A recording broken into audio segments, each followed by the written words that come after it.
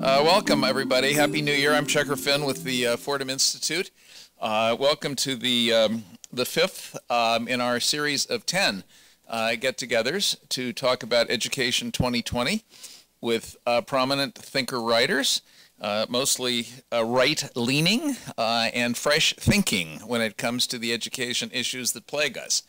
And our goal, with the help of the Hoover Institution, our host today, and the Kern Family Foundation, which has helped to underwrite the food and things like that.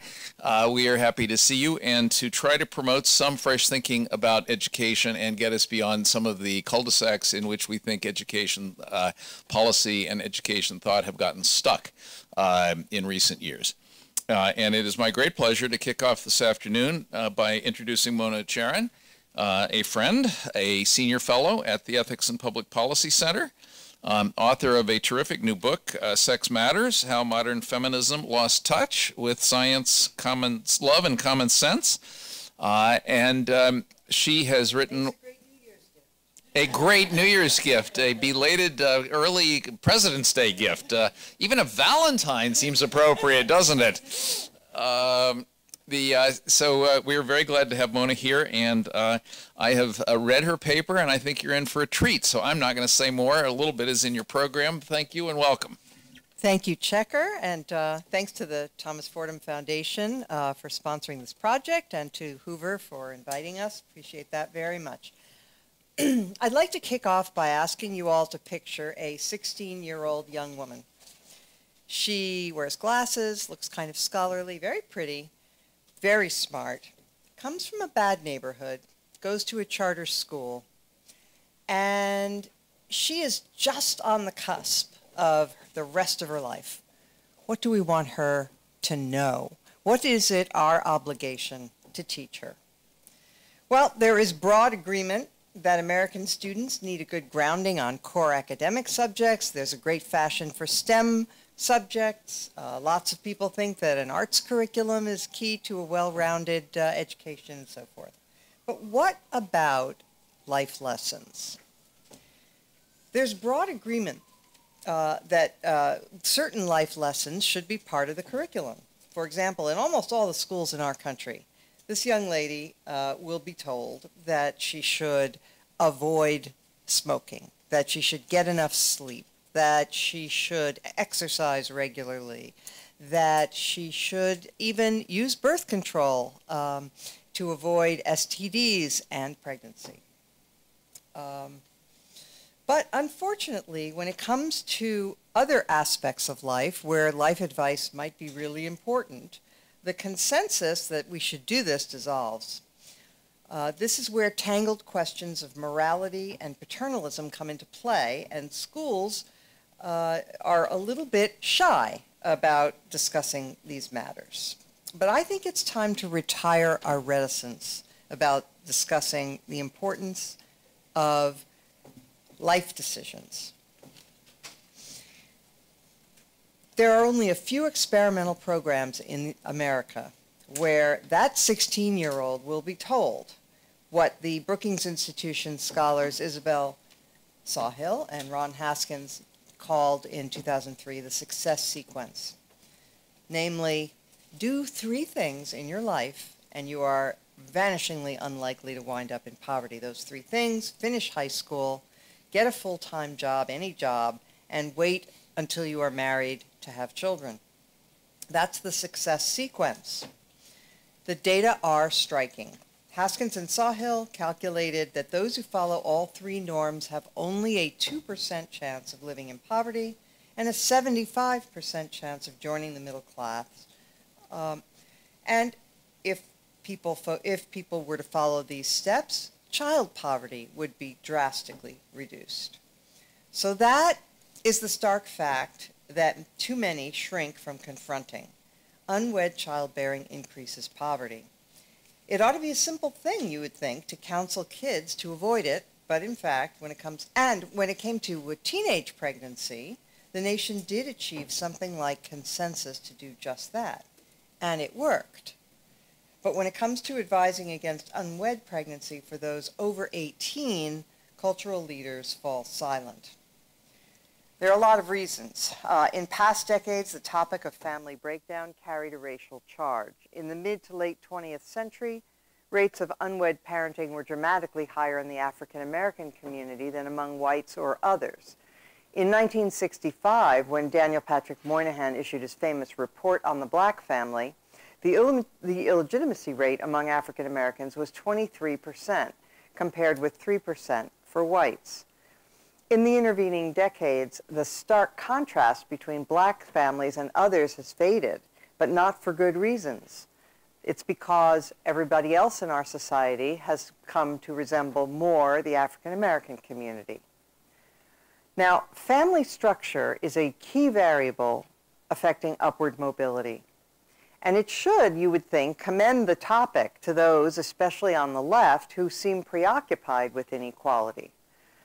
Income gaps have been increasing over the course of the past 50 years. Left-leaning analysts regard the income gap as potentially catastrophic for social cohesion.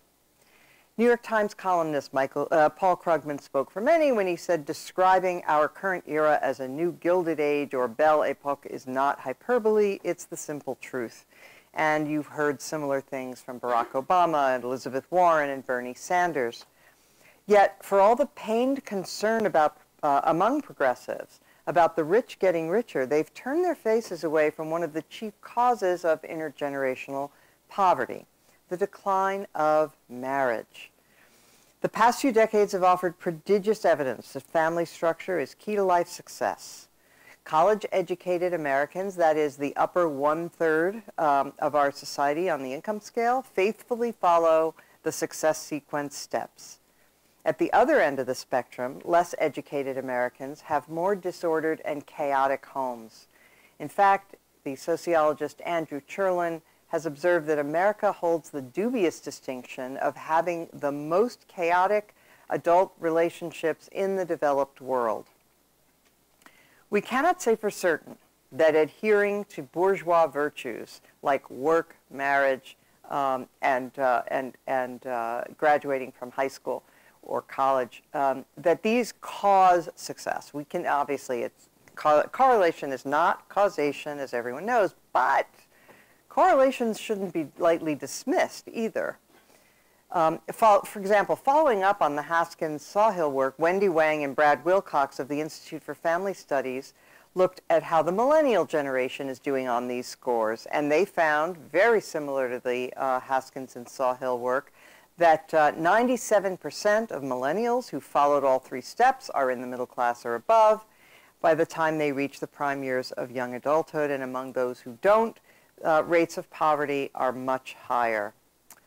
So an encouraging piece of this news is that among millennials who do follow the success sequence, even those who came from poor, disadvantaged backgrounds wind up doing very well. 80% of those with lower income backgrounds made it into the middle or upper income brackets when they followed all three steps.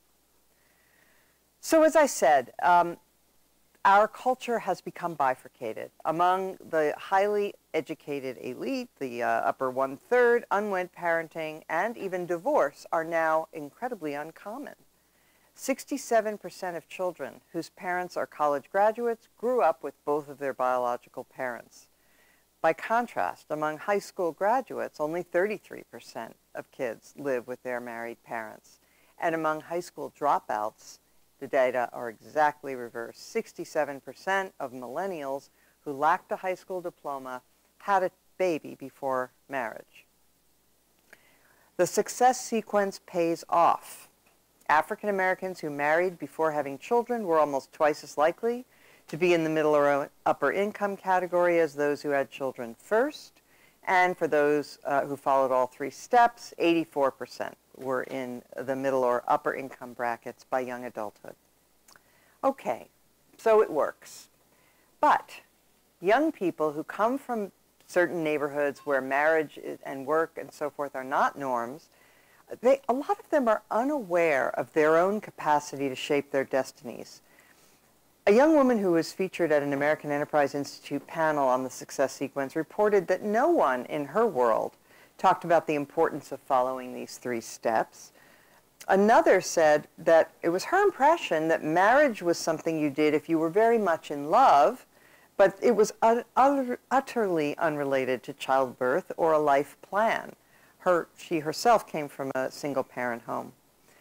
When Michael Bloomberg was mayor of New York, the city ran a series of public service campaigns conveying some of the statistics about these matters, and it provoked a backlash.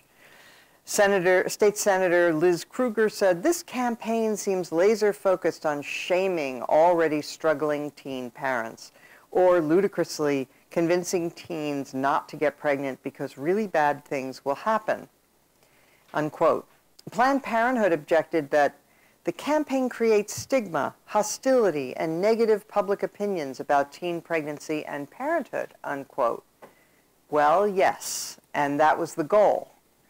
Is it better to leave teenagers ignorant of the consequences of such choices? Ian Rowe, who has also participated in this project and founded the single-sex public prep schools, charter schools, speaks of the uphill battle that he is waging to get educators to take on this responsibility. Public prep schools are in the South Bronx and Lower Manhattan, and students are from disadvantaged backgrounds. And Rowe doesn't dispute that racism and other social ills place obstacles in the path of students. But the kids, he says, they cannot, they have no power to rid society of ancient prejudices, of racism, of sexism, of various kinds of disadvantages. But what they do have direct control over is the choices that they make. And the data are overwhelming that even in a world afflicted with racism and other ills, those decisions matter. Now, some teachers are concerned that mentioning norms like work and marriage unfairly stigmatizes the already marginalized, and they fear that including these norms in classroom curricula may hurt the feelings of the students' parents, many of whom will not have followed the success sequence themselves.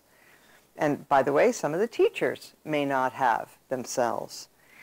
So I think you have to be sensitive to that and recognize that the way you phrase things is going to be important, and you don't want to unnecessarily alienate people or speak in language that's too moralistic. But we can't be too delicate about it either, because that carries costs. In the name of not hurting the parents' or teachers' feelings, the children may be deprived of essential facts. And that seems an awfully steep price to exact. And by the way, it's not necessarily one that the parents themselves would choose. As Isabel Sawhill said to me, most parents want what's best for their kids, even if they themselves didn't do it. So, you know, if a parent is a high school dropout, she's not going to object if you say to her daughter, you really ought to stay in school. So most of the resistance to teaching the success sequence, I would suggest, comes in the form of vague discomfort. But there are a few more pointed critiques as well. Cato Institute's Michael Tanner has argued that racism, sexism, and economic dislocation are responsible for many poor people choosing to have children outside marriage. And I'm skeptical, honestly, about this. I mean, it is hard to square with the fact that in, say, 1965, when racism and discrimination, sexism were far more pervasive and living standards were far lower than today, 3/4 of black children, for example, were born to married parents. There are other reasons to question that assumption as well. The economic dislocation in America's rural communities too. There's reason to doubt that that's the reason they're not marrying, but I'll get into that more if in the Q&A if people are interested. The Progressive Policy Institute's Matt Brunig thinks that the success sequence is actually a sham, he says, because among those 3 steps, work does all the work, in his phrasing. He says if the worker is making minimum wage, even if he works full-time, he will not be poor. Therefore, the other parts of this are just your cultural preferences. You're trying to just impose them. But I don't think that is a valid critique either, because look, it overlooks a big fact of life, which is women tend to have children, and when they do, it's very hard to maintain a full-time job. At that time of her life, there is nothing better than having a husband who can help support the family. And then looming over the success sequence debate is the shadow of the culture wars about teaching birth control versus abstinence, which has come up even recently with the Trump administration's decision to cut some $200 million in funding for teen pregnancy prevention programs. I would desperately hope that teaching the success sequence not become mired in that particular swamp. As the Child Trends Foundation acknowledges, there is evidence that some abstinence programs succeed, as do some comprehensive sex education curricula. The key challenge, in my judgment, is to decide as a society that promoting the success sequence is worthwhile. Schools already teach most of the behaviors that lead to good decision-making. We are awash, actually, in teen pregnancy avoidance programs.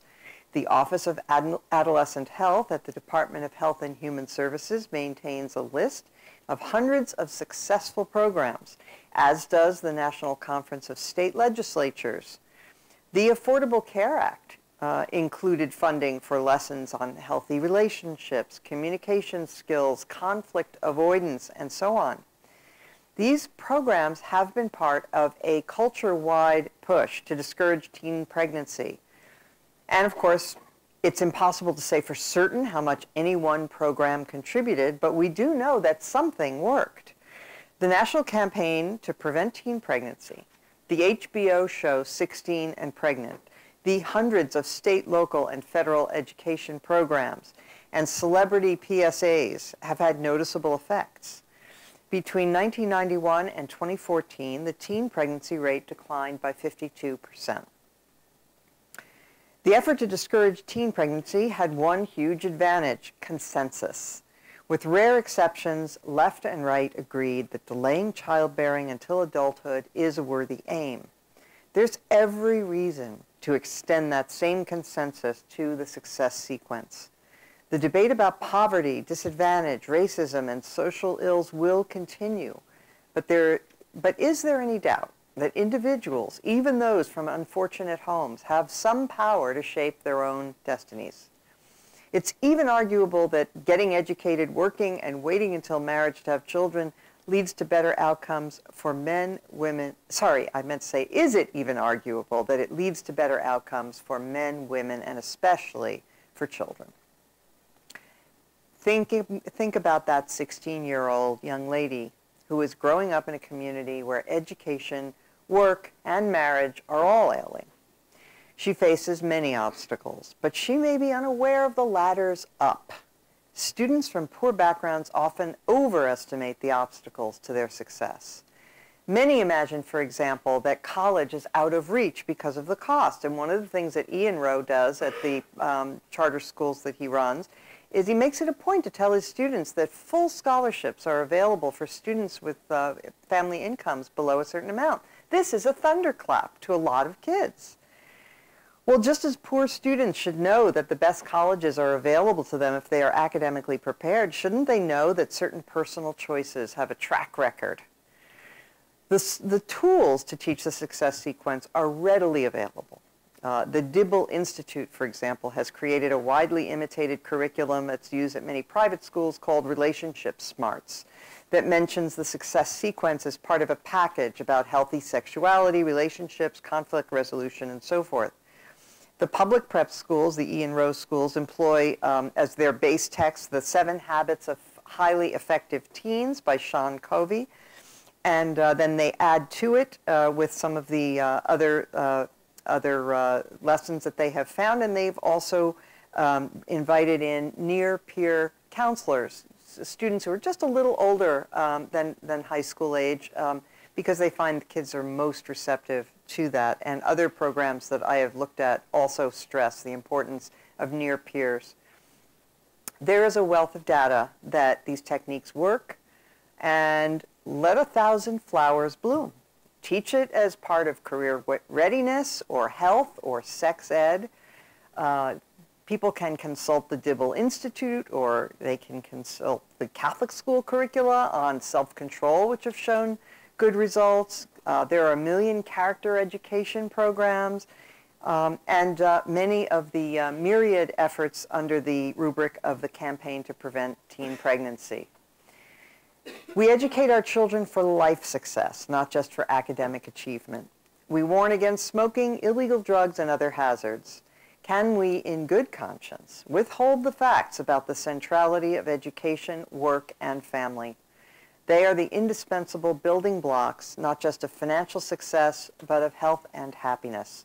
Young people from homes and neighborhoods that don't convey this reality deserve to hear it from someone. Thanks. Let's get into it and shortly invite all of you to join as well, as we also have a video audience today and forever after, because these events do appear on the Fordham and Hoover websites, and a lot of people have been watching them after the fact. So, Mona, the schools can certainly do awareness and should. No, I'm not going to challenge that. I worry a little bit about the tendency in our society to lay too many of our social problems on schools to solve. Right. We have layered on, drug education, obesity education, alcohol, smoking, all these things you mentioned, and more. And I do wonder sometimes whether this doesn't actually let others off the hook. That the sort of assumption that schools will take care of it means we don't have to worry about it anymore. It's now the school's problem to solve. Right. Does this worry you? Here's what I would say. Of course, one of the reasons that we pile so many obligations on schools is that other civic institutions are in bad shape. Yeah. Churches, community organizations, civil society. But what I would hope to see if I could wave a magic wand, I would create a program akin to the National Campaign to Prevent Teen Pregnancy, to prevent unwed pregnancy. And I would make Barack Obama the chairman. Michelle Obama, surely. Both of them. Okay. Barack Obama has given terrific speeches on the importance of fatherhood, on the importance of families. He's talked about what it meant for him to have missed out on having a dad, and how much he felt that the most important thing he did was to be there for his daughters and so forth. That I wouldn't leave out civil society. I wouldn't. I would hope to see the celebrities get into it, and I would hope to see churches and community groups, because honestly, I do not think there is anything.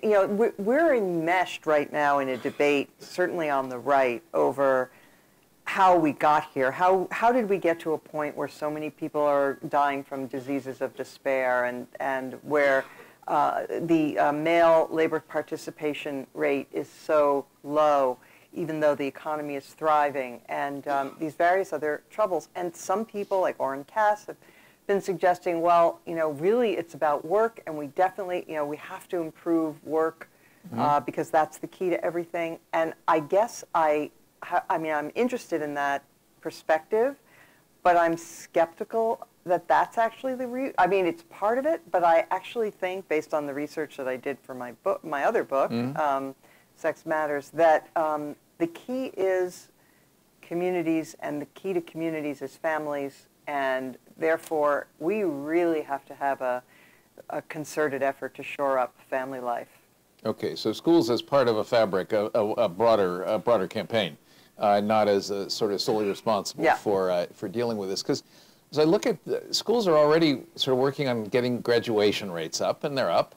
They're working on career readiness, college and career readiness. There's some bit of a resurgence, rekindling of even career and technical education.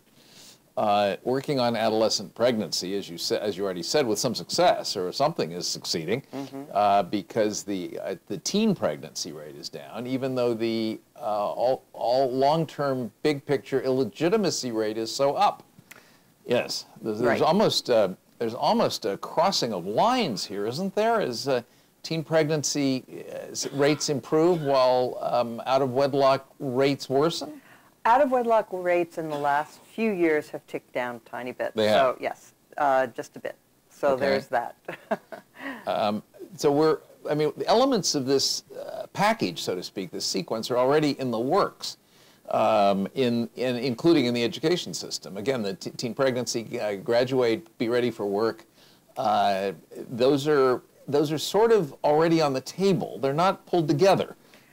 Correct. And to quote another young person who was asked about this very question, she said, well, maybe if it were presented as just as a tool, that the success sequence is a tool to a good life. Mm-hmm. I do worry, and you got into this a little bit, about the sort of correlation problem here, or almost the chicken-egg problem here. Certainly, there's no disputing that people that follow the success sequence do better. There's also no disputing that people who know they're going to go to college and do in fact go to college are far more likely to follow the success sequence. That is true. But it, looked at from through a certain lens, you could almost say, well, isn't that so unfair to the kids who are born into single-parent homes in neighborhoods where nobody's married, that the secret sauce to success is being kept from them? The kids in the upper tier, they're learning it with their mother's milk, as it were, and the other kids are not even exposed to the fact that this is important. Well, I've certainly run into the counterpart with respect to college. In my own work on the advanced placement program, the efforts to get more poor kids into AP classes include not just getting them into the classes, but raising their consciousness about going to college. And the fact that they could go to a good college, they can already do college-level work, they can, in fact, start college with a leg up on it. So there's a lot of kind of possibility raising going along with the sort of the actuality of let's open the classroom door and get more kids into that room. Right. So yes, I agree that the consciousness raising side of this is something within the power of schools and other institutions of civil society to do something about. So let's come back to the sort of squeamishness issue on the left and the kind of preachy or the preachy problem on the right. Yeah. Is the squeamishness about I didn't do it myself, or is it about race, or is it about I don't want to impose my values? Where's the squeamishness on the left? And then why do conservatives always sound so kind of superior and kind of moralistic when they turn on to this topic? Not you.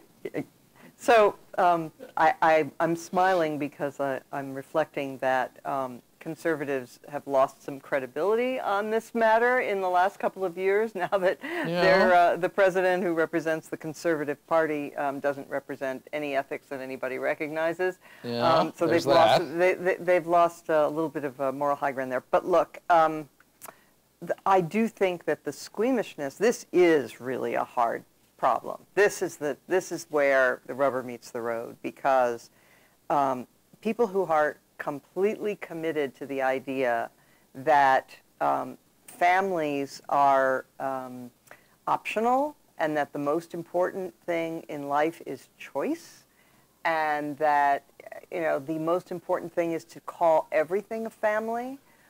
Family is love. Family isn't necessarily the old traditional mother, father, children. In fact, you'll sometimes even hear people put it this way. They'll say, when they're disparaging marriage, they'll say, the old model of mother, a single earner, husband, wife, family. Well, who said anything about a single earner? I mean, that's, anyway. There is a tremendous amount of cultural conflict over what families should be, and I don't want to pretend that won't be an issue, but I would challenge people who want to say that any kind of family is just as good as any other to justify that based on outcomes for children, because the data are overwhelming that they're not all the same, that being raised as heroic a job as many single parents do, it's just incontrovertible that raising children is difficult, and the outcomes are much better when you have two parents.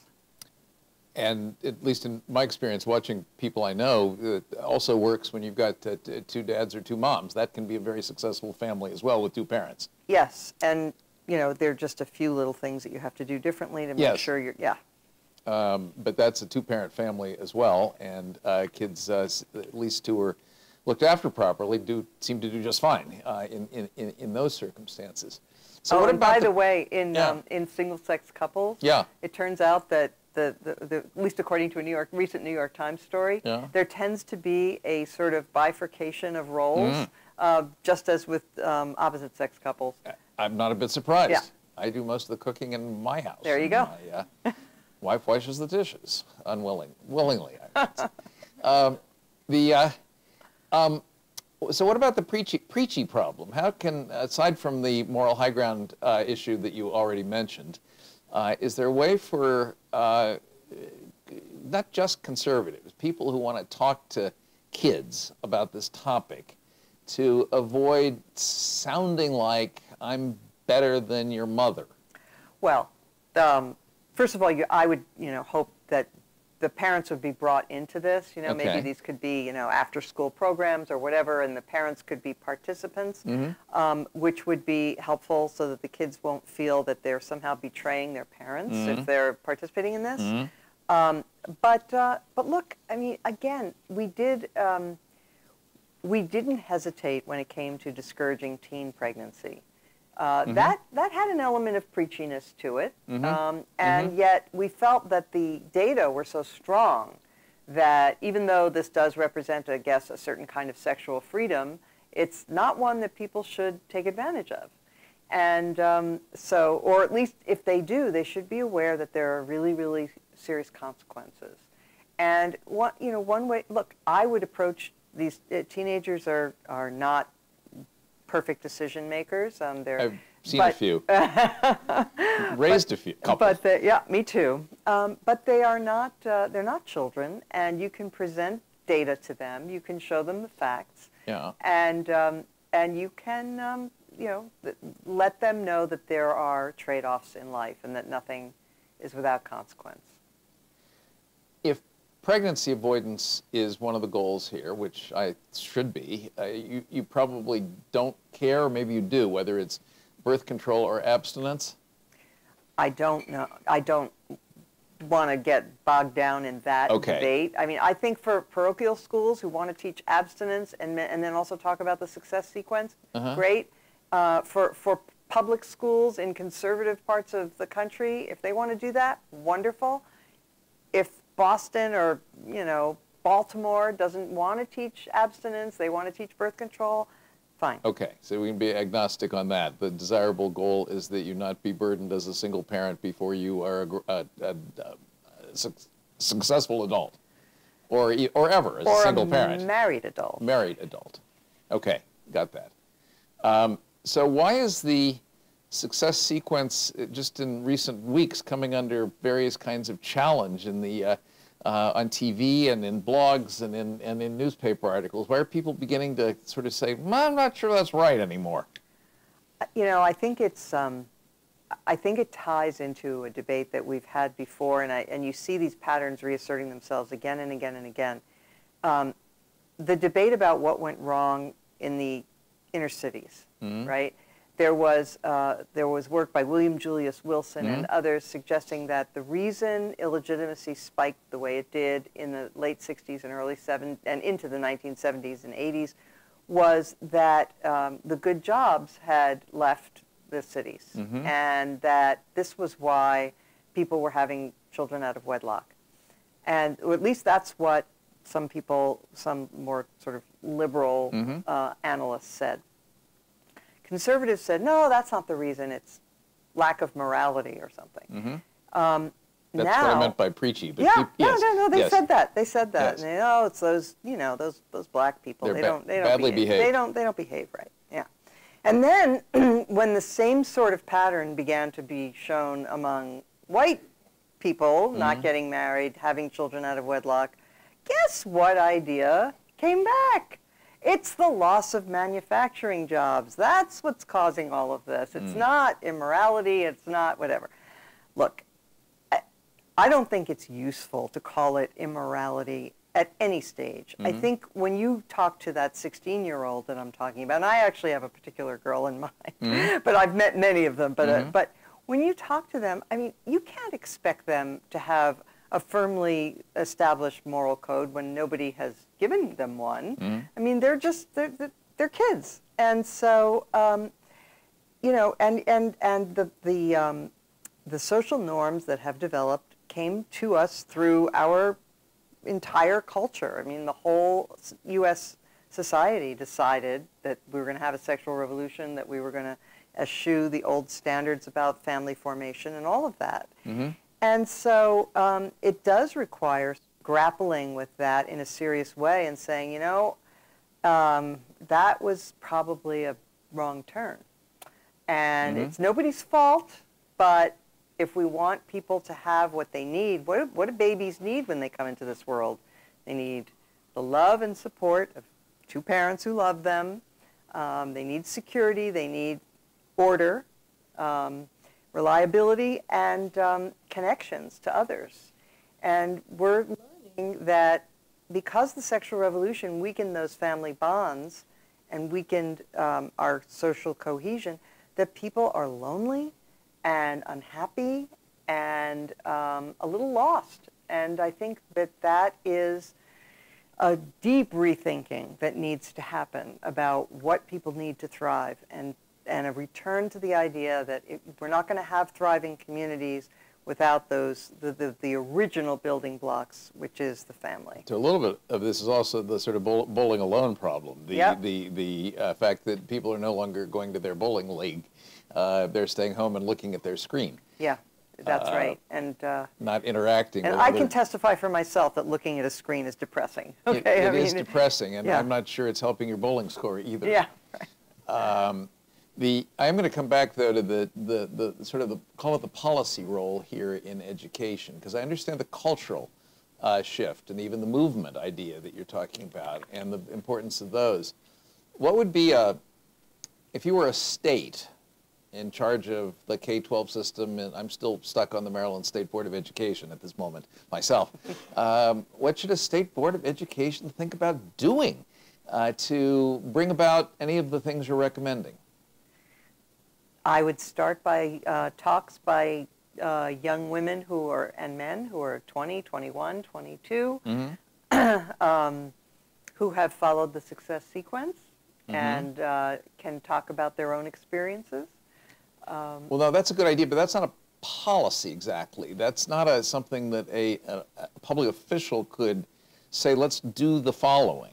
Let's change this regulation or this law or this curriculum or this a teacher certification requirement, or what's a thing that you could do? You're in the weeds of education bureaucracies and so forth, and I'm not, so I don't know which levers you would have to push. Okay, we will get the audience to contribute to that, the answer to that question. Okay. And we're about to turn to the audience, but I think we do need to ask, with respect to the education part anyway, we've got the federal programs, other than the pregnancy avoidance programs that you mentioned, I don't think come near this, other than stay in school campaigns. No.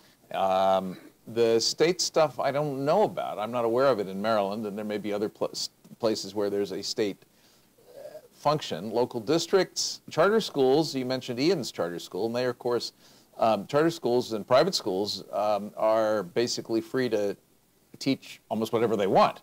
So they have a lot of flexibility to kind of develop this or take one of these proven programs that you alluded to at the end and implement it. Again, though, that's not a policy solution. That's a kind of an individual school doing the right thing solution, which I'm all for. So, all right, so we're going to open up. We've got a few minutes for you all to ask questions of Mona or share your thought briefly with Mona and me. So who's gonna kick it off? Go ahead. And we've got mics coming around so that the video audience will be able to hear you. And who are you? Well, my name is Jing Hong from National School Boards Association. Okay. Policy person. Yes. So I would like to follow the question you asked about the policy. Yeah. So what do you think about the school counseling and the counselors? And what is their role in these kind of program, to have this program implemented in schools? excellent question and a key role. It's burdened by the fact that mostly counselors are found only in high schools, and some of this ought to happen in middle schools and even primary schools. It's further burdened by the fact that high school counselors in your typical public high school have 500 kids that they're responsible for. And by the time they get their programs worked out and their courses changed and their college applications made and all that stuff, there's not a lot of time left over for what you might call personal counseling. Some schools in some places, of course, also have social workers and psychologists on the team. So you can broaden what you're asking about counselors and say this whole team of other adults that are attached to some schools, though not all schools, can participate in this project that we're talking about. But counselors, I think they may also share in the squeamishness problem of, I'm happy to tell you what colleges to apply to, but I'm not going to tell you how to live your life, because that would be intruding into your personal space. I don't know to what extent that's an issue or to what extent counselors can be counseled to make this a part of their portfolio. Thoughts on your part on this? I would just say that I'm a little bit wary of putting it on their shoulders, because then it would just be in one-on-one sessions with the students, and we wouldn't really know what went on and whether they were accurately portraying the statistics to the kids and phrasing it in a way that would be non-offensive, and it leaves a little bit too much discretion to the individual counselor that they might not use it appropriately. You can come back with another one if you want. Lady in the back. Yes, you. Who are you? I'm Helene Miller, former D.C. Public Schools counselor. Welcome. Counselor. All right. All right. And I was wondering whether or not a counselor or counselors could create, using one of the curriculums or something similar to the curriculums, and just create the so-called extra classroom or after-school activity where students are either funneled in or encouraged to volunteer in. That would give you more of a larger audience, and you're not going one-on-one, or you say one thing to one child and something else to another child. Right. Would that be feasible? Yeah, I love that idea, and there are examples of it. I've talked to some people who are doing similar things. There was one out in Kansas. They got a little bit of pushback from the school board. I don't know why, but there's something going on there. But yeah, that seems to me a great idea. These also can be funded by private foundations who are looking for ways to help kids improve their lives. The Best Friends Foundation that Elaine Bennett did was an after-school program, and in addition to teaching something like the success sequence, they also did dance and peer counseling and various other kinds of things. So. The volunteer aspect of this for the kids has also got something to be said for it, in that I could be a lot more direct in talking to kids who come there of their own volition than in a compulsory setting, where right. I might have to be a little warier of upsetting them or upsetting their parents or something because they didn't have a choice about being there, like the parents that get angry over sex education in schools. So I don't want to talk about sex education because in a mandatory situation, because the parents might come and complain about me to the school board. But if it's a voluntary after school thing, especially if it's labeled success in life, are you interested? Yeah. Come if you are. Yeah. And I'm going to tell you what it takes to be successful in life. You can be very much more direct, I think, in a voluntary situation. Of course, that may also mean you miss the kids that most need the input. So there's that trade-off. Sir. Yeah, my name is Carl Polzer, and my work, first, most pertinent, I'm a father and a husband. I have 2 kids, and I have a nuclear family. So I also work on a project that's exploring capitalism and how to make it more inclusive, addressing some of the issues you raised. So, and I've read Isabel's book and been in correspondence with her, and I agree with the sequence, the 3 elements of it. But I think I will challenge you is, are you really looking at all the audiences you need to look at by focusing on the lower income people? Because we're in terms of the U.S. birth rate's going down, and we almost don't have enough now to replenish the workforce we have. We could end up being like Japan. It seems like we're relying a lot on the lower income folks. In fact, 40 to 48%, depends what study you look at, of the births in the country are on Medicaid, paid for by Medicaid. So by definition, lower income. So it's almost like you've got a lot more, according to Milanovic's work show and others, that a lot of the inequalities due to people with income and wealth tend to marry each other now. Mm-hmm. So why don't they have more kids? They have the capacity. They know about they've been educated. And they're married. And they're married, but they ain't having kids. And Schumpeter actually gives us the answer. I mean, like from 80 years ago, I've been reading his book on capitalism. There's a tremendous incentive in capitalism, utilitarianism, and that's the yardstick you're using about success, is do you enter the middle class? To have fewer kids. That way you can have more wealth. Mm-hmm. If you have a family, you just reduce the denominator. So I think that's where a lot of the answer for our country would be with the middle class. And let's get to work. But you're talking about a pronatalist policy in order to do something about the population crash. Yes? Yeah. Okay. Which is a slightly different question. I have to confess that I'm down with the success sequence, and I think it's great for people to be able to enter the middle and even the upper classes if they can. That's wonderful. But my chief concern is that I want people to have stable, happy, connected lives. And that I think it's hard to have without family life. Much harder. It's not impossible, but it's much harder. And so my chief concern is with people's emotional gratification and balance in their lives rather than the economic side of it. So I'm not going to get too personal, but just this one question. How many people in this room have had a child? Raise your hand. A child. Had, or one or more. One or more. Well, you know what I mean. Been party to the having of a child.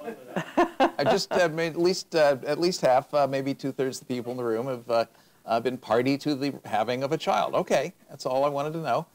Having to take a census. No more questions. Take a census here. No more questions about your marital status when you did. All right, you and then you. Okay, go ahead. So let's say I start with the premise that I agree with you, right? And that I want to share this. I just wonder, have you done any work to really help your audience sort of, have you done any work around emotional intelligence or equity, right? Because I imagine that the message could seem pretty offensive. I think it'd be more than my feelings would be hurt. I'd probably be offended if it's just not my orientation. And so I wonder if in presenting the curriculum or presenting this opportunity to learn this skill, that you've done any work around sort of IQ or equity so that the message can be received. So the Dibble Institute has a series that I mentioned in my talk where they embed their lessons about the success sequence in other skills that they're helping the kids to acquire. Those are things like how to tell when you're in an unhealthy relationship. What can you expect from other people? How to be a good friend. All of those kinds of things. Conflict resolution. And so it's all sort of packaged in a way that is non-threatening and meant to build up the skills of the individual to have a happy and successful life. And even right now, not even thinking about the future, but skills for getting through high school in a more satisfying way. Let me put you on the spot for a second. Because seed schools have kids for most of their life. That is, during the years they have them, not just from 9 to 3. Are the seed schools and the counselors and people that you have imparting these kinds of messages to the kids who are with you? I'm going to answer the question, but I'm going to let my colleague answer that Sure. question. So I think the answer is yes. Yeah. But because residential gives you a lot more time with kids. Hi, Vincina Allen with the Seed Foundation. Welcome. I think the thing that resonates with me the most is that essentially you're talking about the importance of wraparound support. And that is something that is core to the work that we're doing at SEED. And so we really are looking at addressing the whole child, which I believe, to your point, goes beyond academic readiness, providing them with options and giving them opportunities to have a successful life. For us at SEED, it's preparing them for success in college and beyond. Nonetheless, you know, it is a success sequence for us, and we believe that the only way that it can happen is through wraparound support. Okay, thank you for that. One more question, and then we're going to take a short break, and then it's the next game in our doubleheader. Who are you? Oh, I'm Emily from the Progressive Policy Institute, and I'm not doubting the success of the sequence. What I'm curious about is there any research on if you kind of postpone parts of the sequence to like your upper 20s is even more successful? Only because we said adolescents aren't great decision makers. I'm not entirely convinced people in their early 20s are great decision makers. And I just think that you could actually follow that sequence and still have children by the time you were 21, like before you could drink, if all you're talking about is getting a full-time job, not graduating college. So maybe there should be 43. It was like the dad who was willing to let his daughter start dating when she was 60, you know. Well, the data, the answer to that question, I know, are embedded in the very comprehensive report that Wendy Wang and Brad Wilcox put out in their work on the millennials. They break it down every which way, so you can find it. So I really don't think, though, and don't hold me to this, but my impression was there isn't a vast difference in terms of life outcomes, whether you have children in your early 20s when you're married or your late 20s or your 30s when you're married. It's the marriage part that's key. Join me in thanking Mona. Okay. Well, hello, everybody. My name is Mike Petrilli. I'm the president of the Thomas B. Fordham Institute and a visiting fellow here at the Hoover Institution. Those of you watching at home, I will say that here in D.C. in the live event, it is 5 o'clock and we are drinking wine and beer, so you should feel free to do the same as well. No preachiness from us on this particular topic. We are making a transition from one topic to another that may seem like they don't have a lot in common, but I will say this. A few years ago, I had the opportunity to take some time and work on a book called Education for Upward Mobility, an edited volume, kind of stepping back and asking, okay, those of us in the education reform movement, are we really thinking about this challenge the right way? So much of our focus when it came to how to help low-income kids, working-class kids, climb the ladder, experience the American dream and climb that ladder to the middle class was about college. And of course, we all know that there's tons of evidence that if you're poor and you do get a 4-year college degree, your chances of getting into the middle class are very, very good. It seemed like it makes sense. The problem is we're terrible at actually helping most low-income kids complete 4 years of college and then get into the middle class. And as we dug into the research and read a lot of the great folks that have been speaking at this series and others, what became clear was the success sequence came up, of course, that if we really care about getting low-income kids into the middle class, there is this other pathway that doesn't involve college, right? You notice success sequence, the 3 pieces are finish your high school degree at least, get a full-time job, and then marriage before children, not go to college.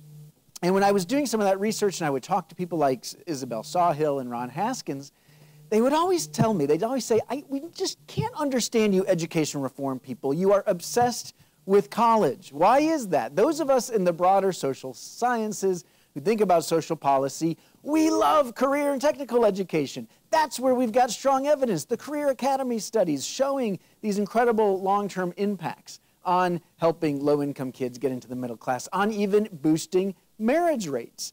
There's a study, kids that went through career academies, years later they were more likely to be married and to have to be living in the same home as their kids. And so these twin issues, this issue around the success sequence and about delaying parenting, super important, and this issue around the focus on work. That by all means, college, again, great pathway for many people to the middle class, but not the only pathway. There's this other pathway, and it is a good paying job, jobs that are out there, and that we're going to hear from Ramesh that we could be preparing more kids for if we weren't just preaching the college for all idea. Ramesh Ponnuru is a visiting fellow at the American Enterprise Institute, where he studies the future of conservatism with a particular focus on healthcare, economic policy, and constitutionalism. Love it. Also senior editor for National Review, where he has covered national politics and public policy for 20 years, and a columnist at Bloomberg Opinion, and a contributor to CBS News. You see him writing all over the place and on lots of television stations, talking about all the important issues of the day. But today, he is going to talk about this important issue, about why those of us in education and in social policy writ large need to get beyond our college for all fetish. So Ramesh, come on up, and please join me in welcoming him. Thank you. Thank you, Mike. I'd like to thank Fordham and Hoover for giving me this opportunity to speak and for inviting me to think about a question in a somewhat different way than I have before, which is always a nice experience. I don't thank them for putting me after Mona, which is a tough burden for me to bear, but they've made up for it by giving you all an opportunity to have a drink, which might compensate. In his 2010 State of the Union address, President Barack Obama said that in this economy, a high school diploma no longer guarantees a good job. And he urged Congress to take various steps to make college, including community college, more affordable. Obama's predecessor, President George W. Bush, had different positions from him on many issues, but the two saw eye to eye on this basic point. Accepting his party's presidential nomination for a second time in 2004, Bush lamented that too few Americans completed even 2 years of college and pledged to help more Americans start their career with a college diploma. Both of them were speaking from within a decades-long bipartisan consensus. That American consensus has viewed a college education as a prerequisite for both individual and national success. As the wages of Americans with college degrees have pulled away from those of Americans without them, parents and policymakers alike have considered it vital for young people to follow high school with college.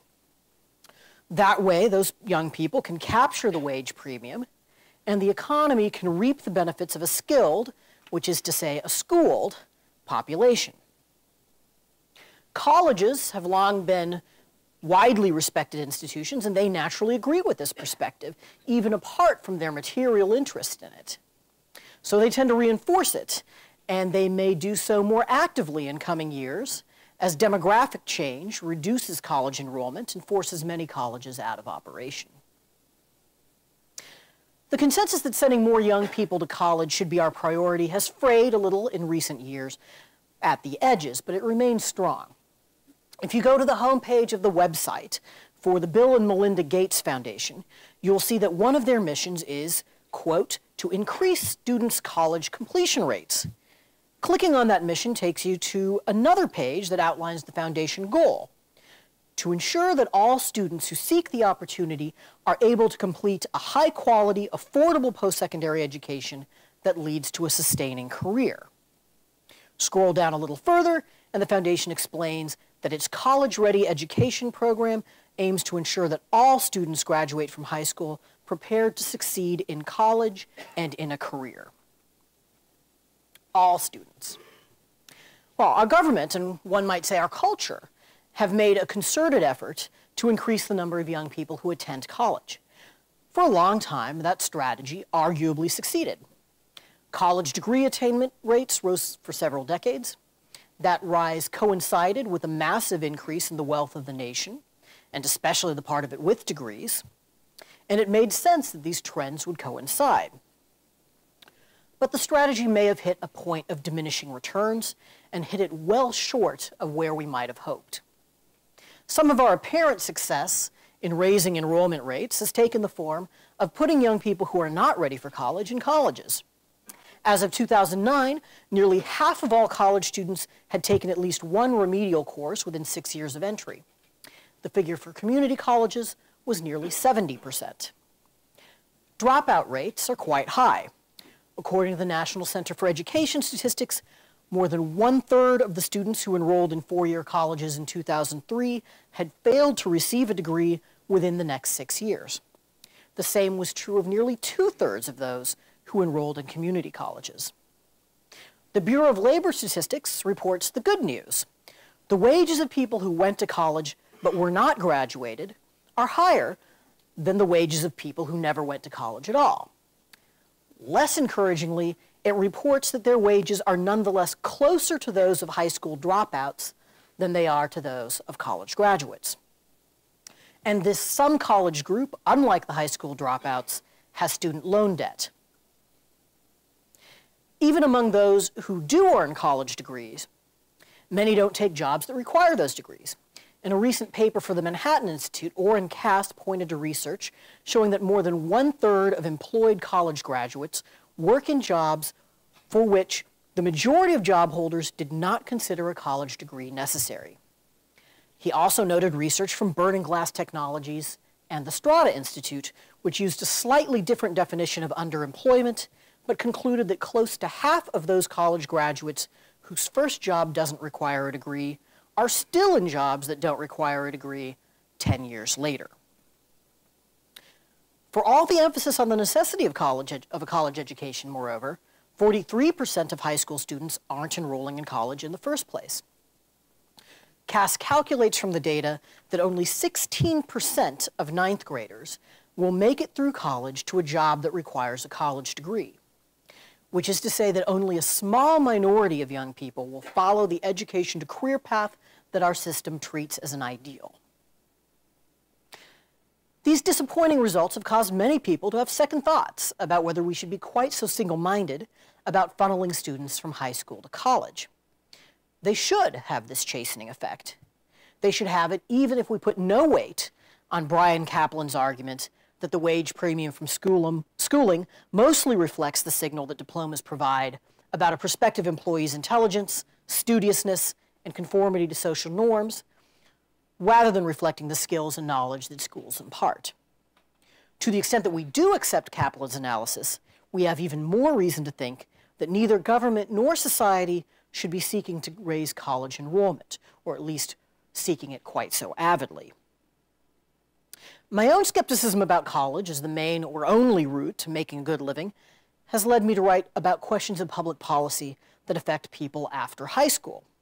My point has not been that we should simply stop telling people to go to college, hope that fewer people decide to enroll, and call it a day. What we should be trying to do instead is clearing pathways for people who don't go to college to be able to make livelihoods and contribute to their communities. And so I've written favorably, for example, about proposals by some members of Congress to change the rules that govern the accreditation of colleges in order to give graduating high school seniors more options, the hope being that some of them might work better than the traditional options. Liberalizing occupational licensure rules is another idea that might open pathways to economic success that are particularly beneficial to those without college degrees. And I'd add that governments at all levels should give serious consideration to relaxing educational requirements for various job categories and thus allowing people without college degrees to fill more of their positions. But of course, whether we think that everyone should go to college has major implications for how we should think about primary and especially about secondary education. It affects the very purpose of K-12. Very often, I think policymakers, educators, and parents primarily conceive of that purpose as making sure that students are ready for college. Worse, in practice, they sometimes assume that it's making sure that students enroll in college, ready or not. This assumption has a way of insinuating itself easily into our schools. Third grade follows second, middle school follows elementary school, and at each step, a teacher's job is in some sense to help ready a child for that next step. That next step is predetermined, it is in key ways the same for all children, and it takes place at a school. And so there's a natural assumption that college enrollment should be the next step. It's an assumption that is not always made consciously. It was an influence in 2015, when a Republican Congress passed and a Democratic president signed the Every Student Succeeds Act, legislation that amended and reauthorized the federal government's major K-12 programs. Among many, many other things, the act requires that states publish report cards that include any information they collect about the percentage of each high school's graduates who enroll at post-secondary institutions. States are not required to include any information about completion rates or about employment rates. The website for the Federal Department of Education has a page about this law that explains how it builds on recent progress, and it offers 3 examples of that recent progress. It says high school graduation rates are at all-time highs. Dropout rates are at historic lows. You may notice that these first 2 examples are in fact the same thing, said twice. The passage continues, and more students are going to college than ever before. These achievements provide a firm foundation for further work to expand educational opportunity and improve student outcomes under ESSA. Well, it's safe to say that that language was not designed to be controversial. It was written and approved by people to whom it has almost certainly never occurred that getting more people to go to college isn't an accomplishment at all, let alone the only post-high school accomplishment worth noting. Moving away from a college-centric model for K-12 would require a different conception of the purpose of K-12. What follows 12th grade, the next step, the next phase for which each grade has been a preparation, should not necessarily be college. It should be adulthood. Primary and secondary schools should aid parents in getting children ready to make responsible choices about what to do with their lives. Those schools should inculcate in them the knowledge, skills, and dispositions that will help them make wise choices, choices that are informed both about their options and about themselves. This mission is very different from preparing all children to make one obvious next step. Under this conception of the purpose of schools, our criteria for success would also have to be different. A good high school would no longer be one in which a high percentage of graduating seniors go to college in the fall. It would be one in which a high percentage of graduating seniors either complete college within a few years or find gainful employment. Using this measure of success, a high school would get credit when its graduates were truly ready for college, but it wouldn't get credit when graduates who aren't ready or don't have the aptitude or the interest enroll in college. I'll admit that this proposed measure of mine isn't a perfect one. A focus on college graduation rates could become a reason for colleges to lower standards. A focus on high school graduation rates has sometimes had this effect. Collecting this information and using it to judge high schools would, of course, be more administratively difficult than gauging enrollment rates. But that's not an argument for adopting or maintaining the wrong measure of success.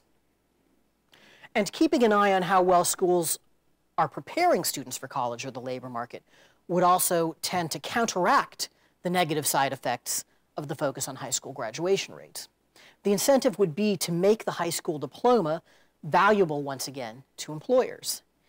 If high schools were successful in this task, perhaps employers would start screening job applicants for college degrees a little bit less often. In a world where success were defined in terms of college completion or employment rather than matriculation rates, administrators seeking to improve their high school's reputation would have a stronger incentive to devote attention to the non-college bound portion of their student bodies. They would also have an incentive to steer students toward the path most likely to work for them. Ideally, they would avoid heavy-handed tracking.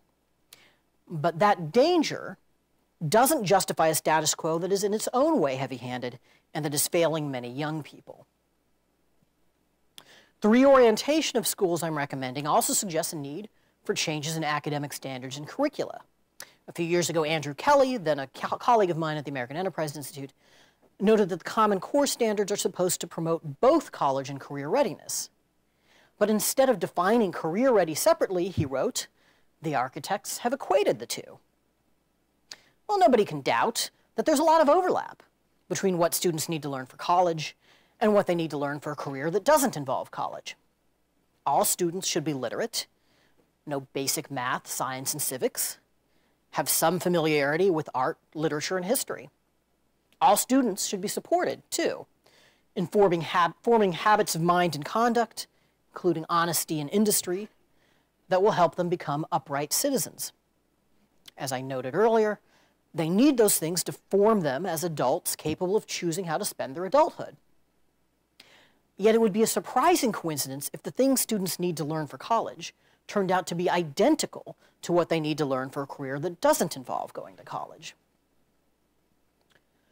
A similar confusion afflicts even those who've been moving away from the College for All model, which suggests to me both that we're in the early stages of a rethinking and that this model retains a very powerful grip on our minds. Recall that the Gates Foundation has a program designed to ensure that all high school students are prepared to succeed at college and a career. Again, the excluded possibility is that students may be prepared to succeed at a career without being prepared to succeed at college. The foundation has another program whose goal, it explains, is to dramatically increase the number of young people who obtain a post-secondary degree or certificate with labor market value. Well, those final words about "or a certificate with labor market value" are a laudable acknowledgement that college degrees aren't for everyone. But there's a tension between these two programs' goals. If a significant fraction of high school students are going to go on to earn a certificate with labor market value rather than earning a college degree, why do all of them need to be ready for success in college?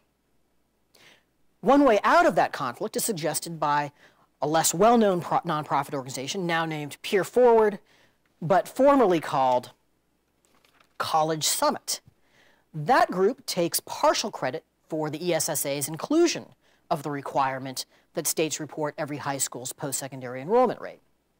The group says, "We have finally reached consensus as a nation on the post-secondary purpose of the American high school. High school graduation is now a milestone on the way to matriculation.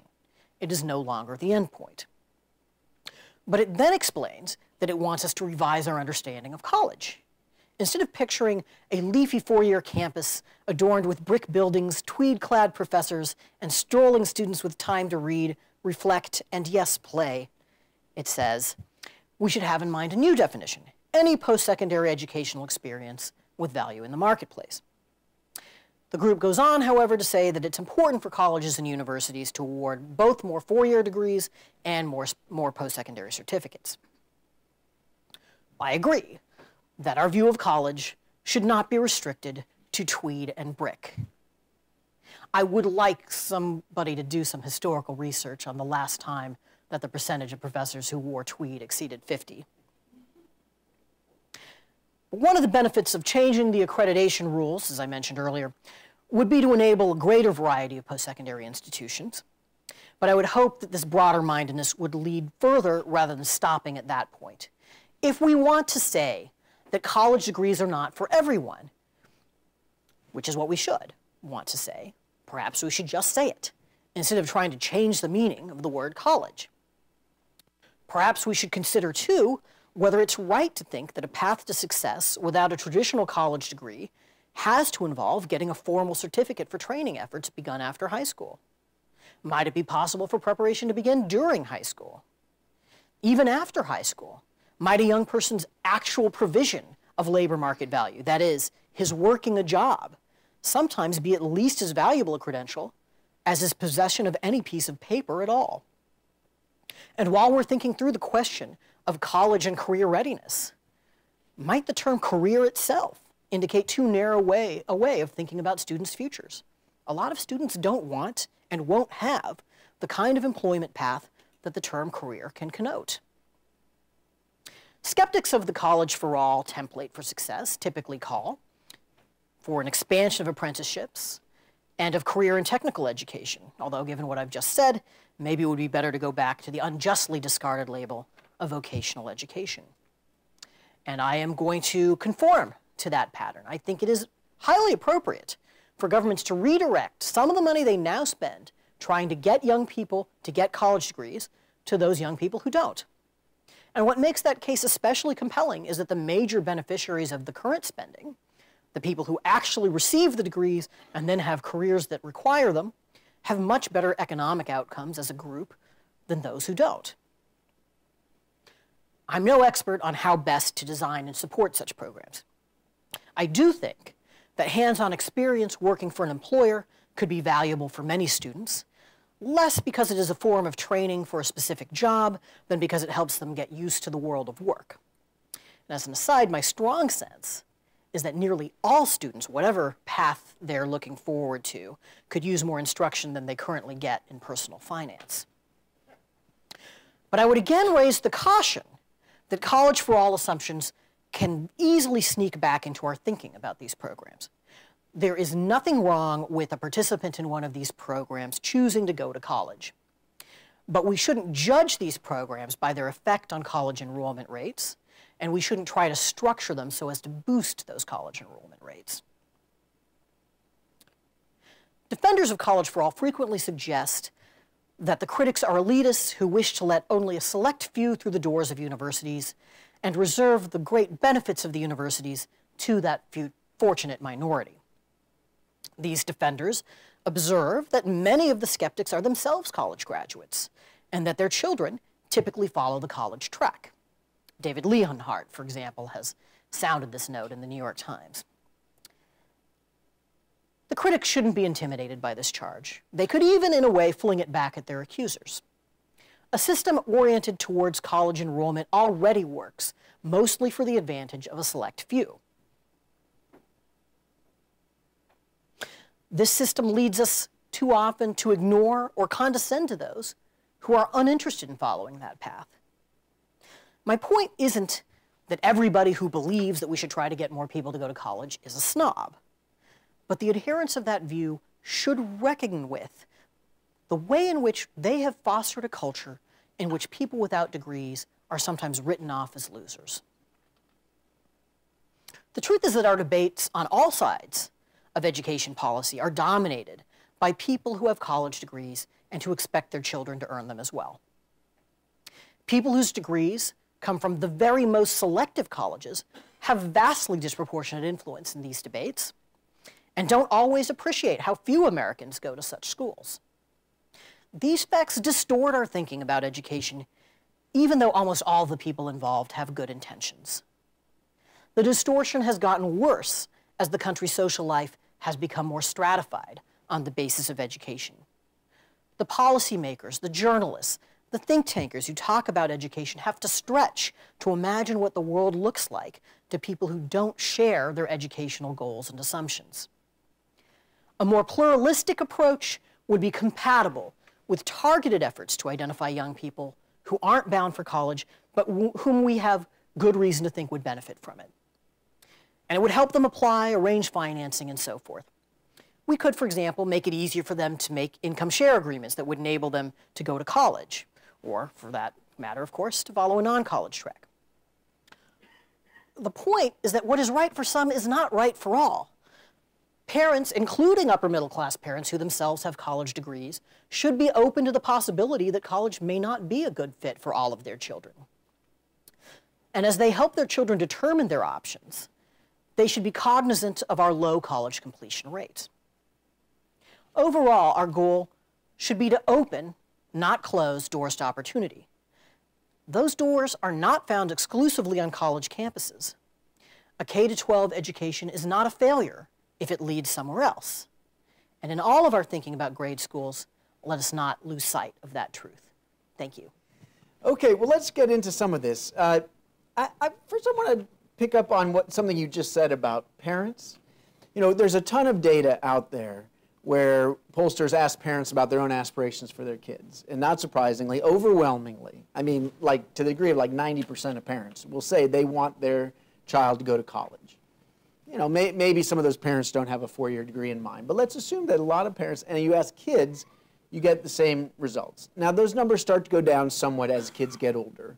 You know, so, you know, first grade parents, everybody wants a kid to go to college. Maybe by high school it goes down some. But what do you make of that? I mean, do we need to change the mind of parents out there? Is that part of what this rethinking is about, is changing the culture so that maybe we don't have that groupthink about college anymore?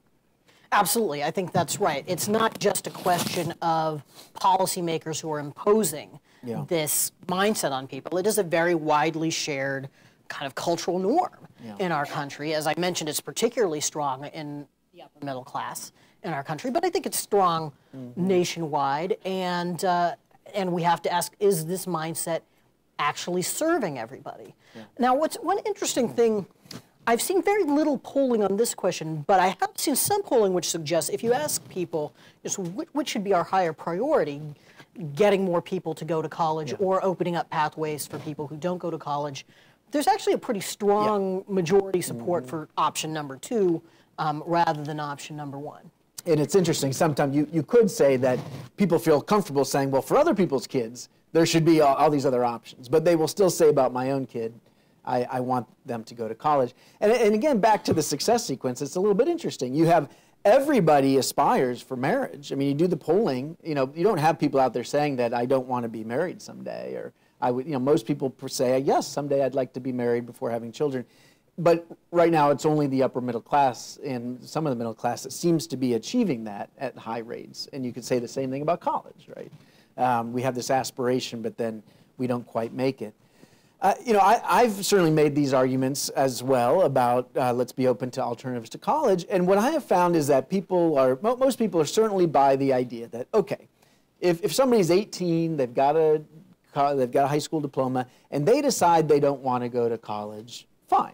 Most people are okay with that. Or certainly if they don't have the reading and math skills to be successful in college, most people will say, okay, we understand pushing them to go to college is a bad idea.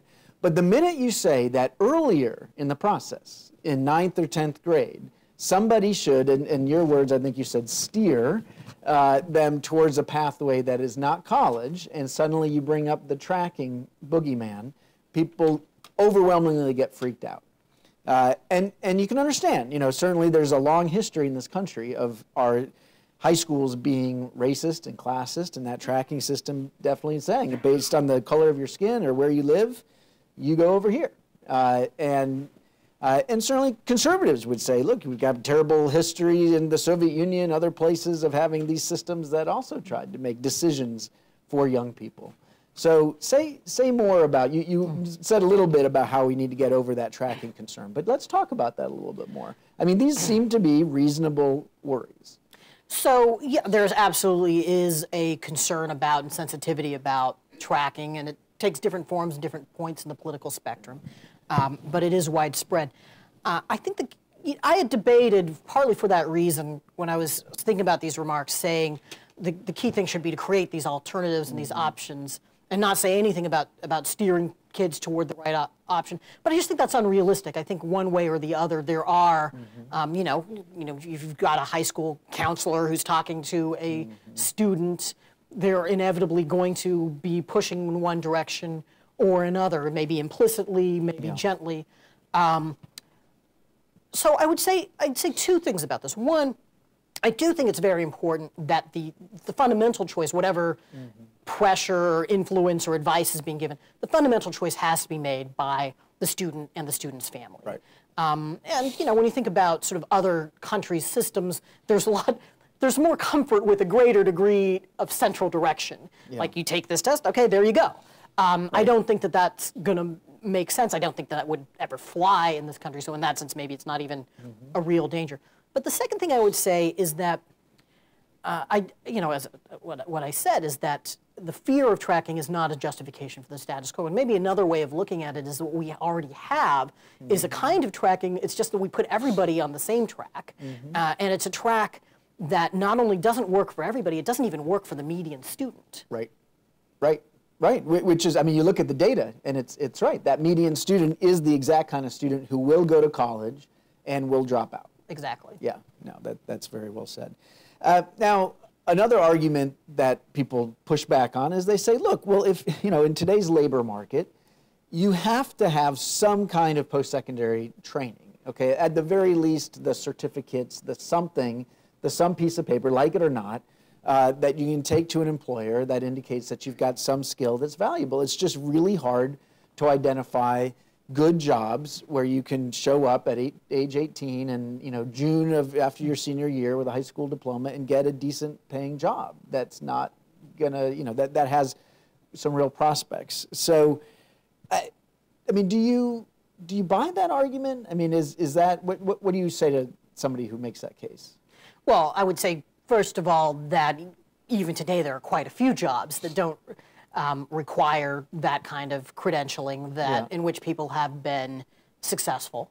But to the extent that it's true, and there is an extent to it's true, we've identified a problem rather than a given that we sort of have to accept and build our system around. And I think it is a problem that is significantly influenced by the way our system has set up, right? So, I mean, we have devalued the high school diploma, for example. We have we've tried to make it so that sort of the top third of our young people cognitively go to colleges and maybe try at least to get the degree. And what the problem is also that employers out there, too many of them are asking for degrees or certificates even when they don't need it. So again, you know, so as I was suggesting, I mean, I do think there's the potential that if you create some of these alternatives, you make it so that some of these non-college degrees have more value in the labor market. Now, one bubble you talked about was that a lot of us, most of us went to college or elite colleges. I think Princeton was here on your resume, yes? All right, so we're in this bubble. But the other bubble is we're here on the coasts, you know, D.C. or New York or the San Francisco Bay Area, where, look, there isn't a big middle skills middle class, you could argue. I mean, at least there does feel like a big divide between, you know, the highly educated professionals making a lot of money, and then the service sector tends to be fairly low skilled, not making much money, and there's huge challenges there. But you get outside these areas, and you go out to most of America, where there's still manufacturing, or there's mining, or there's lots of other opportunities in the middle. The economy looks pretty different. So, I mean, is this kind of a red state, blue state issue? Or you know, maybe you need, you know, maybe if you need one approach for these deep blue cities, but something else would work better for the rest of the country? Yeah, speaking of my own education, I was just earlier in this week, I was halfway through reading an article about married couples where the wife is more educated than the husband, you know, where the language in it was where the wife married down educationally. And I realized, oh wait, I'm in one of those marriages, actually, since I never got anything after my college degree. I would say, you know, so should there be a sort of a blue state model and a red state model? I think there should be a lot more than two models. I mean, I certainly don't think that it would make sense to have a kind of central approach where, you know, states can pick either option A or option B. I think we have to have experimentation, and that you know, different schools are going to take different approaches, and if they're sort of rightly influenced by a rethinking of these fundamental premises, and some of them will work and some of them won't. I do expect you would find a pattern where, in places where sort of the college track seems to make more sense, you would probably have more people going to college, and you know, where it doesn't, you wouldn't. And of course, that's already the case. Yeah. I mean, this dynamic.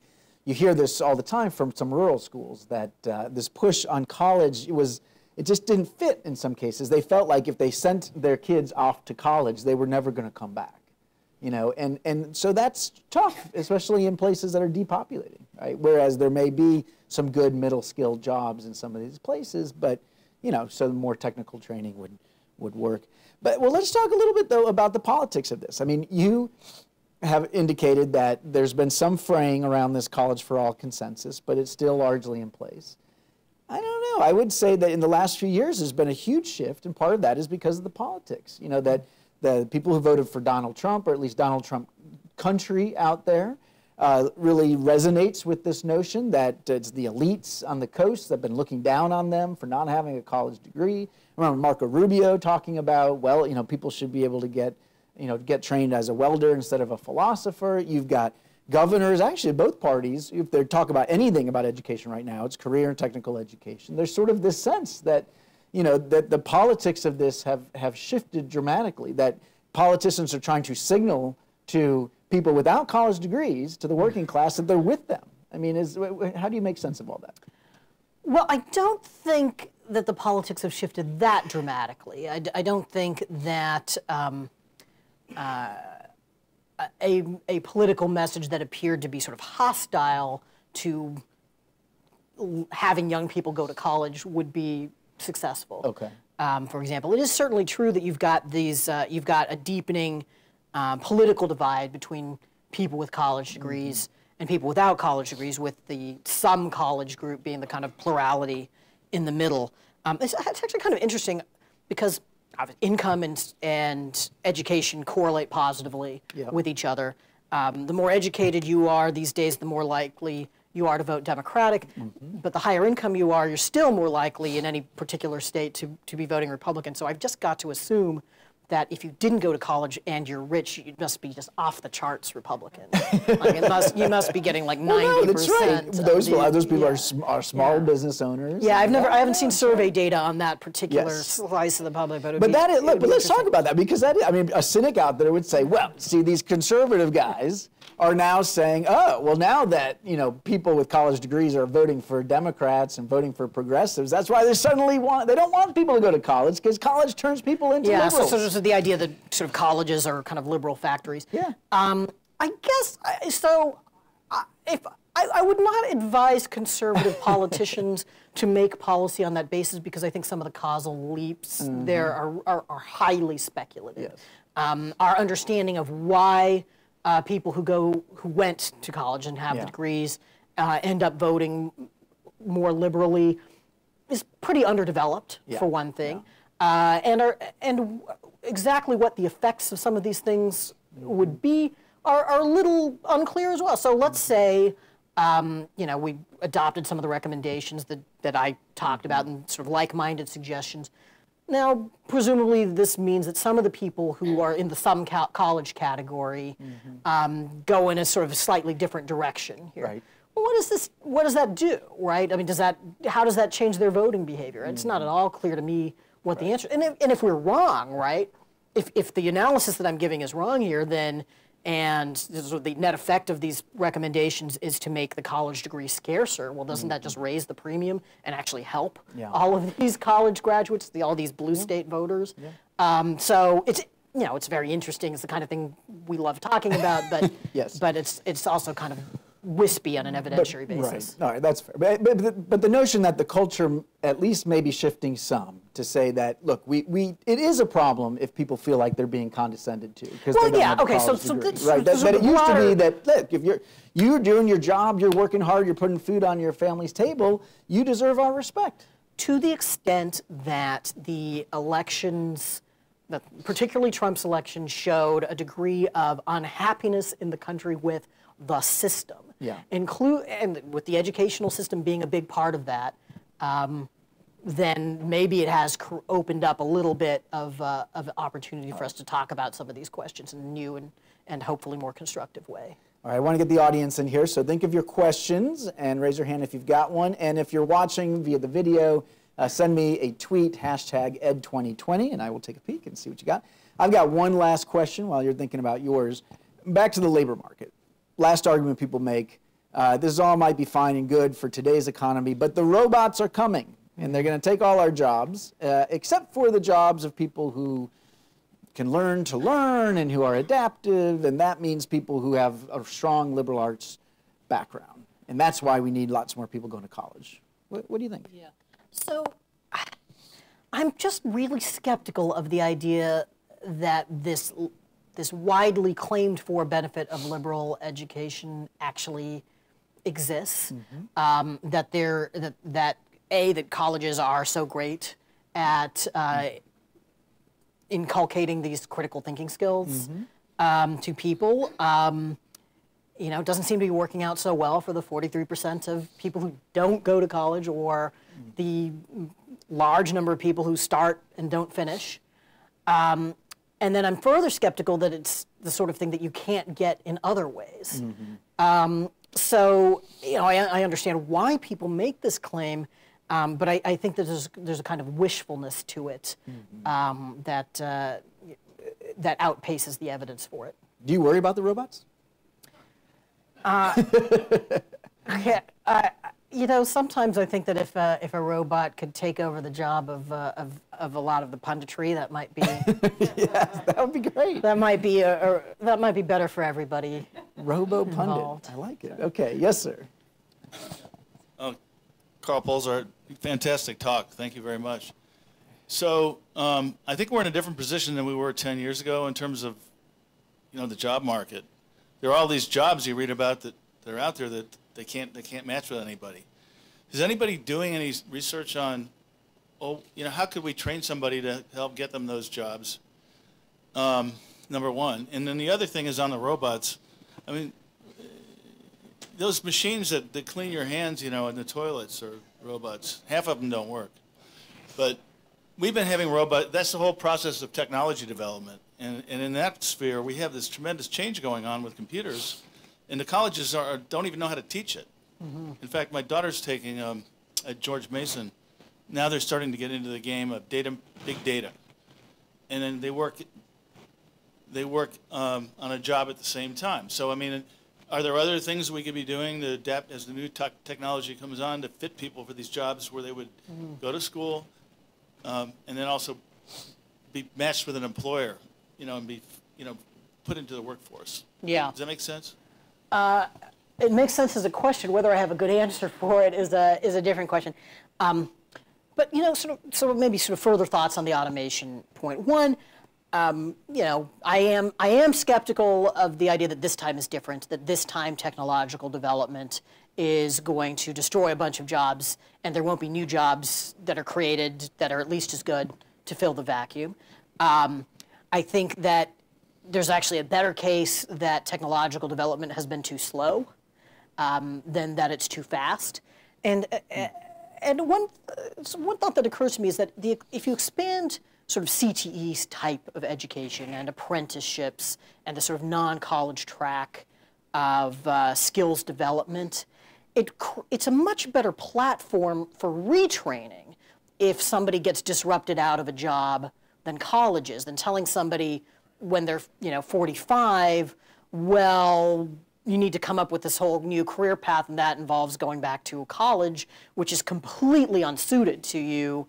It just seems like that to the extent we take seriously that model of sort of what the new economy is going to be like, we should be moving further away from a college-centric model.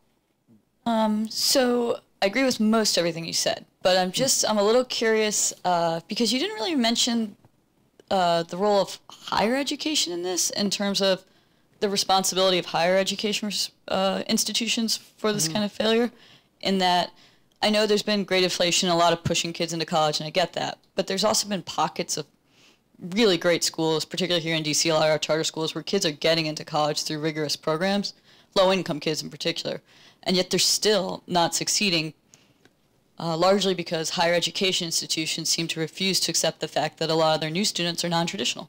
They're still designed for kids with huge parental support, whose parents have been to college. And I'm just curious if you think that higher education reform might also play a role in your vision. Yeah, so I deliberately focused on the sort of the K-12 piece of it, but I think there's absolutely a lot that needs to be done in the higher education space. And, I think part of it, I very, very briefly alluded to the fact that, it's possible to maybe search out people who are currently not getting the message about how they can go to college. And, the program, I think Mona mentioned, for example, the people who are not aware that there are scholarships available to them if they choose to go to college. There are all kinds of things that could be done. Colleges should be making more of an effort to identify the students who are having trouble and trying to get them out of trouble. I don't have the sense that a lot of institutions have made that a priority. My cynical view or cynical suspicion is that a lot of institutions are perfectly happy to string students along for year after year and keep getting the money. So there's all kinds of things that the institutions themselves should do. I think there are all kinds of things that policymakers can do with respect to higher education.